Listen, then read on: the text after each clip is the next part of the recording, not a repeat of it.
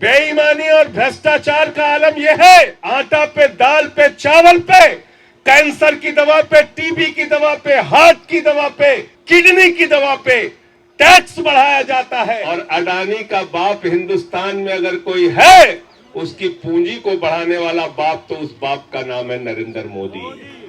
मैंने कहा मोदी जी 3,000 करोड़ रुपए लूट के चला गया ललित मोदी, उसको पकड़ लो। बोले हमको पता नहीं ललित मोदी। एम्प्लॉइज से जुड़ा हुआ कोई भी मामला अगर पार्लियामेंट में आया तो सबसे पहले मैं आपके साथ खड़ा रहूंगा।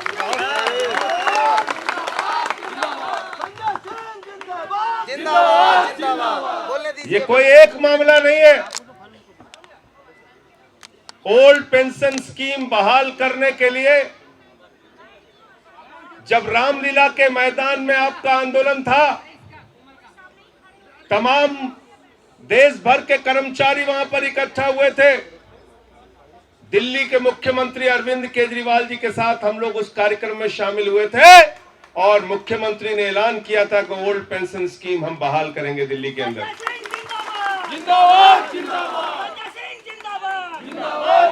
उत्तर प्रदेश के अंदर शिक्षा मित्र महिलाओं ने, जिनकी संख्या 1,75,000 है, आजादी के बाद पहला प्रदर्शन आपने देखा होगा, सुहागिन महिलाओं ने अपना सिर मुड़वा के प्रदर्शन किया। हजारों की संख्या में शिक्षा मित्र आत्महत्या करके अपनी जान दे देते हैं कि हमें रेगुलराइज कीजिए, रेगुलराइज कीजिए। अनुदेशकों का मामला आया, उनका मामला पार्लियामेंट में उठाया, शिक्षा मित्र का मामला उठाया, पेंशन का मामला उठाया। और मैंने कहा चेयरमैन साहब, 40 दिन तक अगर कोई आदमी एमएलए हो जाता है, पूरी जिंदगी पेंशन पाता है। 40 दिन तक कोई एमपी हो जाता है, पूरी जिंदगी पेंशन पाता है। 40 साल तक अगर कोई एम्प्लॉय रहता है तो उसको पेंशन क्यों नहीं मिलनी चाहिए? इसका तर्क मुझे बताओ।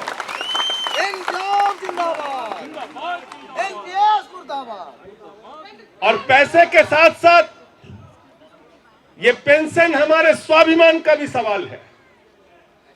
पैसे के साथ साथ बुढ़ापे में हमारी सुरक्षा का भी सवाल है। पैसे के साथ साथ 60 साल की उम्र के बाद अगर बेटा बाप को नहीं पूछता तो उसके जेब में कम से कम पेंशन का पैसा रहता है कि अपनी पत्नी को कोई भी जरूरत पड़े तो उसकी सेवा कर सके, अपना खर्चा चला सके। इसलिए भी पेंशन जरूरी है।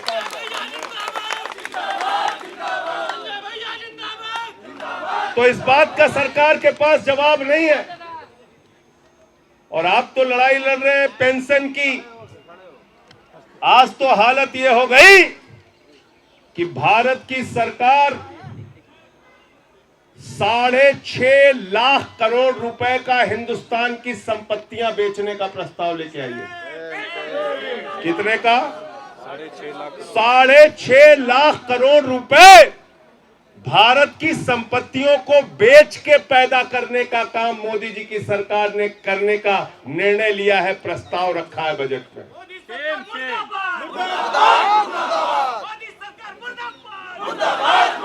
हम अपने बचपन से सुनते आ रहे हैं कि बाप दादा की संपत्ति को जो बढ़ाता है वो सपूत कहलाता है, और बाप दादा की संपत्ति जो बेचता है वो कपूत कहलाता है। एक कपूत सरकार चल रही है हिंदुस्तान में, मोदी जी की सरकार। कहते हैं भारत माता की जय, हम भारत की रेलवे बेचेंगे। भारत माता की जय, हम steel authority of India limited बेचेंगे। भारत माता की जय, हम डिफेंस सेक्टर बेचेंगे। भारत माता की जय, हम LIC बेचेंगे, बैंक बेचेंगे। भारत माता की जय, हम FCI बेचेंगे, BPCL बेचेंगे। अरे बेईमानों, भारत माता की जय भारत की संपत्ति बढ़ाने से होगी, भारत को बेचने से नहीं होगी, याद रखना।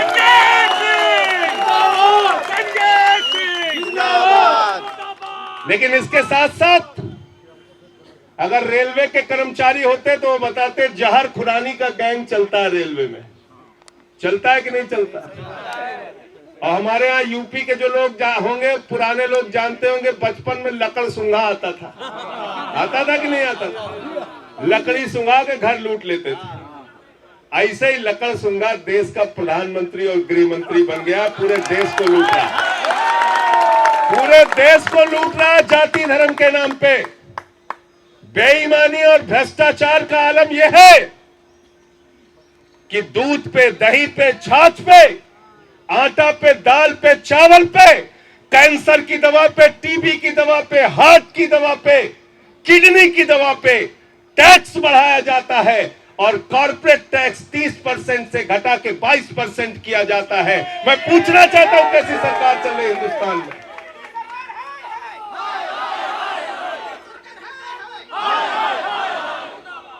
कर्मचारी कहता है पेंशन दे दो, सरकार कहती है पैसा नहीं है।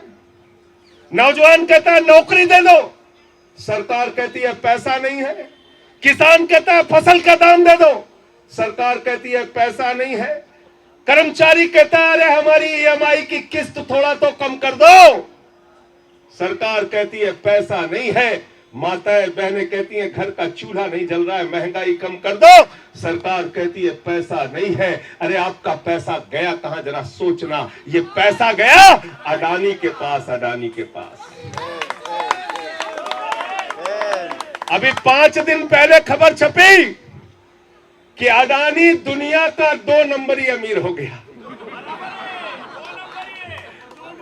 कौन सा अमीर हो गया? 2 नंबरी अमीर। और हमारे यहाँ एक फिल्म बाप नंबरी तो बेटा, बाप नंबरी तो बेटा। और अडानी का बाप हिंदुस्तान में अगर कोई है, उसकी पूंजी को बढ़ाने वाला बाप, तो उस बाप का नाम है नरेंद्र मोदी। खुल के बात करनी होगी इस देश के अंदर, चोरी चुपके से बात नहीं होगी।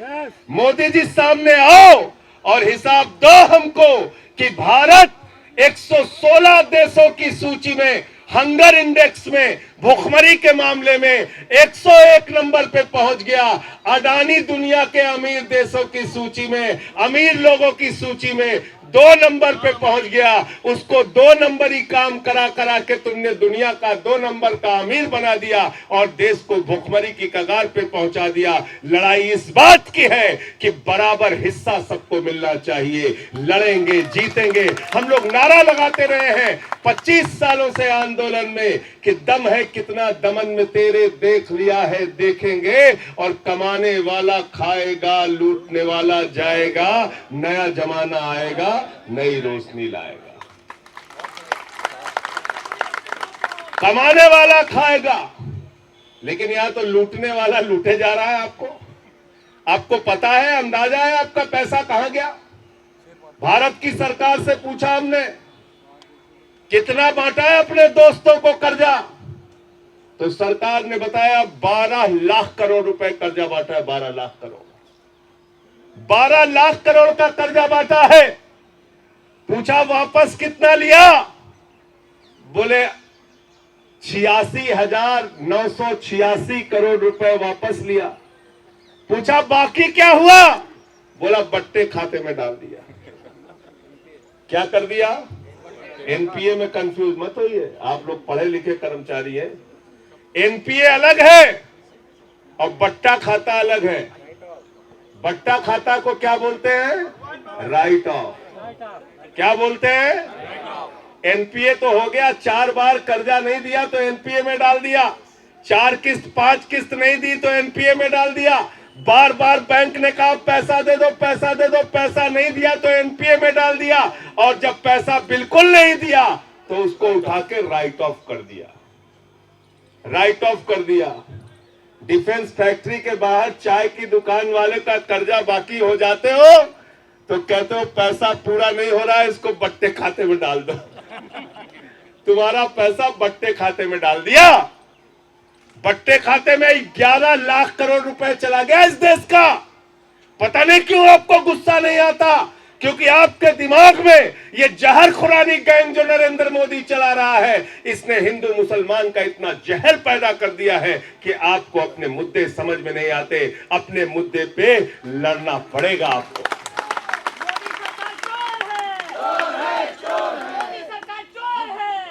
आपका पैसा चंद पूंजीपतियों के ऊपर लुटाया जा रहा है।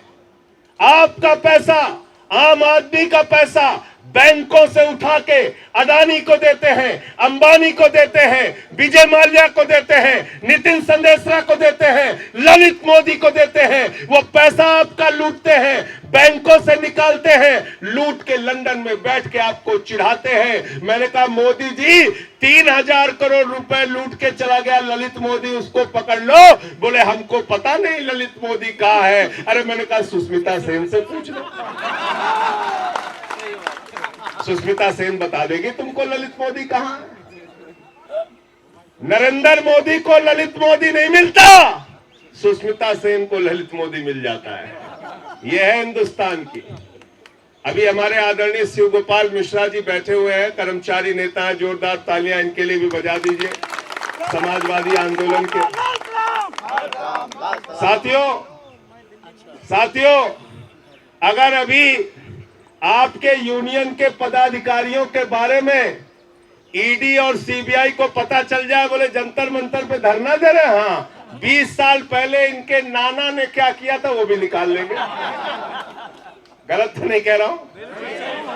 बोले सस्पेंड करेंगे, तुम्हारी जांच करेंगे, इनके नाना ने एक बार 4 समोसा खाया था, उसका पैसा नहीं दिया था, उसकी जांच शुरू कर देंगे बेईमान। लेकिन इनसे बोलो कि तुम्हारे मित्रों ने लाखों करोड़ रुपए हिंदुस्तान का लूटा है, कम से कम उस पे तो कार्रवाई कर दो, नहीं करते। 42,000 करोड़ रुपए डीएचएफएल नाम की एक कंपनी है, उसने 42,000 करोड़ रुपए चूना लगाया देश को। और जानते कितना चंदा दिया बीजेपी को? 29 करोड़ रुपए बीजेपी को लिखित में चंदा दिया है। पीछे कितना दिया होगा ये बताने की जरूरत। कंपनियों का एनसीएलटी हो रहा है, उसको पढ़ा होगा आप लोगों ने। बैंक वालों से जरा समझिए, बताएंगे आपको। 50,000 बाकी है किसी कंपनी का, 50,000 करोड़, उससे 500 करोड़ लिया, बाकी हेयर कट हो गया। हेयर कट नया टर्म निकाला इन्होंने। अरे मैंने कहा ये हेयर कट है, गर्दन कट है।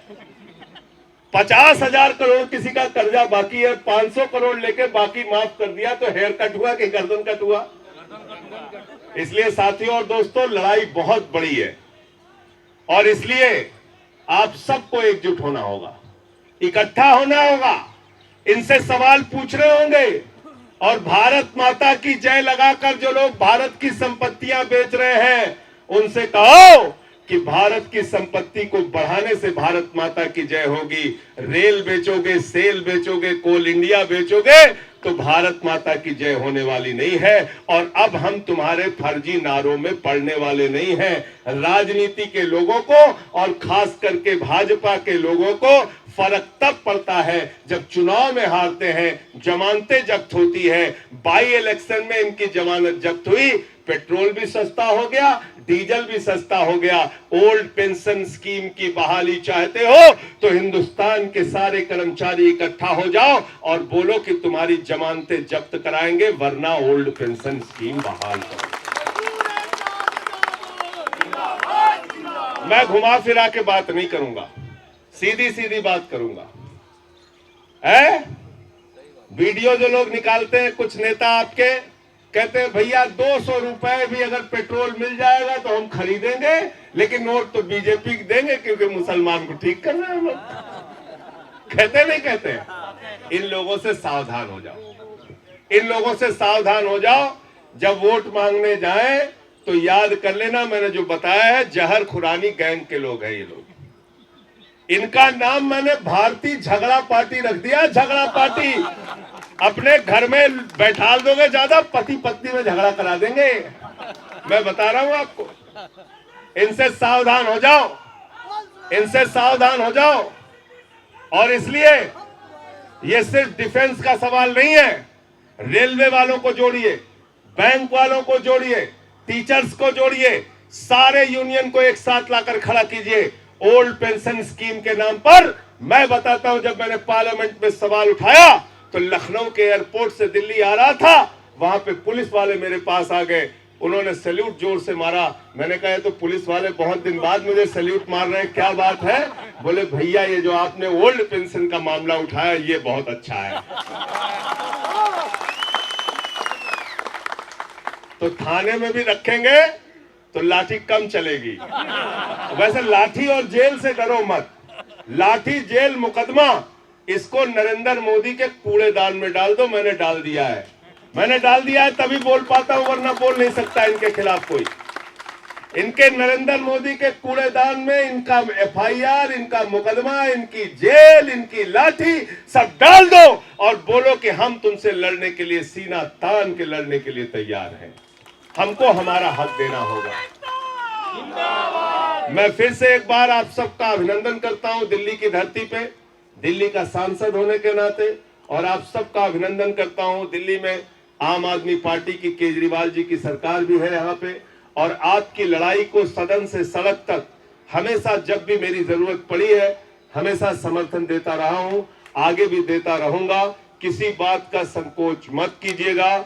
लाठी खाना हो, जेल जाना हो, एफआईआर करानी हो, जो कुछ भी कराना होगा बता दीजिएगा, आपके साथ कंधे से कंधा मिला के रहूंगा। लेकिन शर्त हाथ जोड़कर एक ही है, अपने हक के लिए बोलना सीखिए, अपने हक के लिए लड़ना सीखिए, और जो आपको आपका हक ना दे चुनाव में उसकी जमानत जब्त कराना सीखिए। हम 4 साल 11 महीने तक कर्मचारी रहते हैं, किसान रहते हैं, मजदूर रहते हैं, लेकिन 1 महीने जब चुनाव आ जाता है, कोई ठाकुर हो जाता है, कोई ब्राह्मण हो जाता है, कोई यादव हो जाता है, कोई पिछड़ा हो जाता है, कोई दलित हो जाता है, कोई सवर्ण हो जाता है। नहीं, बंद करिए इन सारी बातों को और कहिए हम सब एम्प्लॉइज हैं, कर्मचारी हैं, मजदूर हैं, और अपने सवालों पर एक रहेंगे और अपने सवालों को मनवाने के लिए वोट करेंगे। जो हमारी बातें मानेगा उसके साथ जाएंगे, जो बातें नहीं मानेगा उसकी जमानतें जब्त कराएंगे। सीधे से लोगों को बात समझ में आती है। अगर आपको अच्छी लगे मेरी बात, यही बात लोगों तक पहुंचाइए। 40 दिन कोई एमएलए रह ले, 40 दिन कोई सांसद रह ले, पूरे जीवन पेंशन मिलती है। 40 साल कोई कर्मचारी रह ले, उसको पेंशन क्यों नहीं मिलती? इस बात का सवाल लोगों से पूछना शुरू कीजिए, सत्ता से पूछना शुरू कीजिए। बहुत बहुत शुक्रिया, बहुत बहुत धन्यवाद।